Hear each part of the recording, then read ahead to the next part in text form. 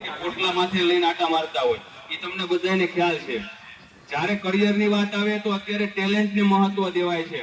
જો ટેલેન્ટ ન હોય અને તમે આગળ વધતા જતા હોય તો તમારે એકવાર ઊભું રહી અને વિચારવાની જરૂર છે કે આપણે આપણા ભવિષ્યમાં શું કરશું। તમારી ઉપર જવાબદારી આવશે ને બેટા, ત્યારે તમારી સાથે કોઈ નહીં હોય દાંત કાઢવા વાળું। અત્યારે તમને ભલે એ મજાક લાગતી, પણ મારી વાત આ યાદ રાખજો કે જ્યારે તમારી ઉપર જવાબદારી આવશે, ઘર ચલાવવાનું હશે, અને ત્યારે તમારી પાસે જો કોઈ આવકનું સાધન નહીં હોય તો કોઈ બોલાવશે નહીં સમાજમાં। આ નરી વાસ્તવિકતા છે। જેની પાસે પૈસો છે, જેની પાસે માન સન્માન હોય ને, એની પાસે પૈસો હોય કે પદ હોય।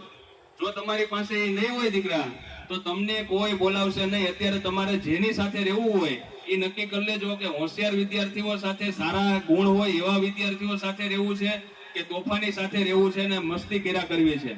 જેમ અત્યારે મોજ કરે ને એને પછી સ્ટ્રગલ કરવાની હોય। અને અત્યારે જે જીવન તમારું વિદ્યાર્થી કાળ કહેવાય, તો વિદ્યાર્થી કાળમાં જે સારી રીતે સ્ટ્રગલ કરીને આગળ વધતા હોય એને ભવિષ્યમાં ખૂબ આરામદાયક જીવન મળે છે।